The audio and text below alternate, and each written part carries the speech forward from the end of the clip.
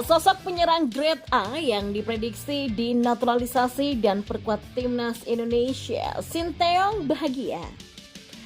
Di informasi selanjutnya, ex-Esko PSSI angkat suara atas tawaran Sinteyong yang melatih timnas lain setuju perpanjangan kontrak di timnas Indonesia. Dan yang terakhir, nggak cukup nyikut fan house, Sandy Wallace kembali tebar ancaman untuk Vietnam. Simak selengkapnya di sini bersama saya untuk Anda. Ya, sosok penyerang grade A yang diprediksi dinaturalisasi dalam memperkuat timnas Indonesia akan diulang. Ketua Umum PSSI Erick Thohir baru-baru ini mengatakan bakal melakukan video conference dengan sejumlah pemain keturunan. Ada beberapa pemain lagi yang saya akan video conference di minggu-minggu ini ya, tapi namanya belakangan. Kalau sudah datang berarti kalau udah salaman kan ya mudah-mudahan masuk. Kalau sekarang jangan gosip dulu, kata Erick Thohir. Ya, berdasarkan ucapan Erick Thohir tadi, belum jelas pemain di posisi apa yang bakal dinaturalisasi PSSI. Namun, pengamat sepak bola tanah air Roni Pangemanan memberikan bocoran. Bung Ropan, sapaan akrab Roni Pangemanan, mengatakan pemain yang dimaksud Erick Thohir berposisi sebagai penyerang. Tidak tanggung-tanggung, penyerang itu masuk kategori grade A alias mentas di kasta tertinggi kompetisi Eropa. Ini satu berita penting yang harus saya sampaikan hari ini. Striker itu sudah ada, tapi ini harus dibicarakan dulu. Striker ini senang dan ingin memperkuat timnas Indonesia. Striker ini tidak main-main, grade A loh. Dan siapa striker tersebut? Ini masih dirahasiakan Ketua Umum PSSI Erick Thohir. Karena kalau disebut namanya kemudian gak jadi kan gak enak. Saya kan juga baru bicara dengan Pak Erick dan nantinya Pak Erick akan berkomunikasi dengan pemain ini itu lewat conference atau Zoom. Ngobrol-ngobrol santai dengan pemain tersebut. Lanjut, mantan manajer Persija Jakarta itu. Lantas siapa penyerang yang dimaksud? Nah, pengamat bola sendiri banyak yang memprediksi jika sosok yang dimaksud adalah penyerang FC Utrecht yang bernama Ole Romeni. Ya, Okezan pun mengambil kesimpulan karena sejauh ini masih belum ada penyerang keturunan yang masuk kategori grade A seperti Ole Romeni.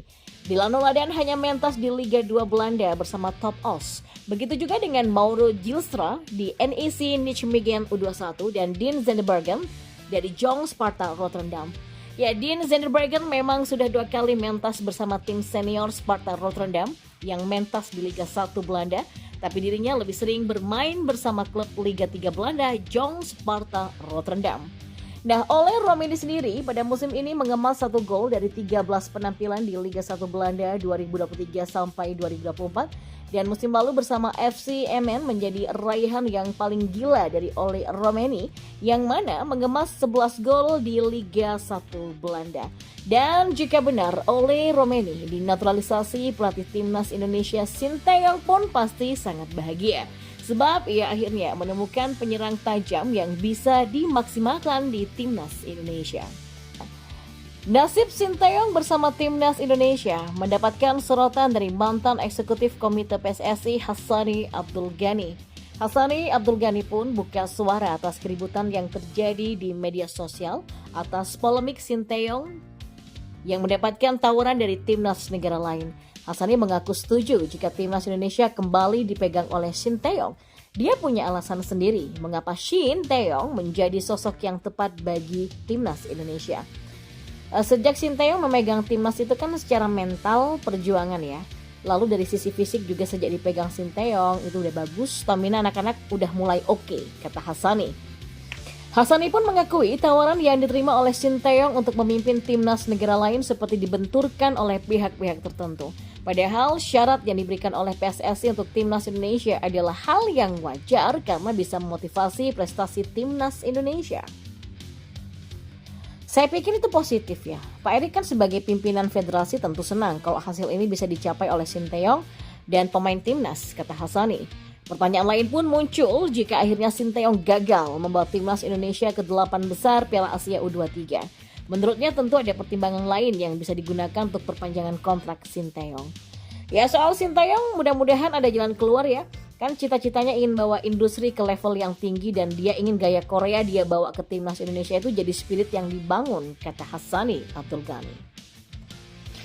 Dan informasi bola yang terakhir, back timnas Indonesia Sandy Wallace kembali tebar ancaman untuk Vietnam menjelang laga kualifikasi Piala Dunia 2026. Ya, antusiasme Sandy melawan Vietnam masih sangatlah tinggi. Menyikut Doan Van Hau saja belum cukup, kali ini ada rencana yang lebih besar. Timnas Indonesia akan melakoni 2 pertandingan beruntun melawan Vietnam di kualifikasi Piala Dunia 2026 pada 21 dan 24 Maret 2024. Hasil dari 2 pertandingan ini sangat berdampak pada posisi kedua tim di tabel klasmen sementara. Vietnam pun masih unggul atas Indonesia. The Golden Star Warriors saat ini masih duduk di peringkat kedua klasmen sementara dengan raihan 2 poin, sementara Indonesia di dasar klasmen. Raihan 1 poin skuad asuhan Sinteyong dalam 2 pertandingan di kualifikasi Piala Dunia 2026 menjadi penyebabnya. Skuad Garuda kalah 1-5 dari Irak, kemudian imbang 1-1 melawan Filipina. Karena itulah laga melawan Vietnam sangatlah krusial. 1 laga kandang dan tandang melawan Vietnam akan dimulai dari Stadion Utama Gelora Bung Karno atau SUGBK Senayan menuju ke Hanoi. Hal ini disadari benar oleh Sandy. Hasrat untuk mengalahkan Vietnam tidak hanya saat menjadi tuan rumah, tapi juga ketika bertamu ke markas lawan. Tidak hanya ingin menyikat Doan Van Hau, pemain Vietnam yang sangat dibenci fan timnas Indonesia, Sandy Wells kini punya keinginan baru. Pemain Kevin Michelin itu meminta supporter timnas Indonesia memberikan teror kepada Vietnam ketika bermain di SUGBK nanti. Ya, seiring timnas Indonesia memastikan Vietnam pulang ke kampung asalnya tanpa sebiji poin dari lawatan ke Indonesia. Hal ini diucapkan Sandy dalam sebuah video yang diunggah pada kanal YouTube pribadinya pada beberapa waktu yang lalu. Saya harap kita bermain di SUGBK dan kita bisa buat penuh. Saya benar-benar menunggu itu dan buat Vietnam takut, memastikan mereka pulang dengan 0 poin, ujar Sandy.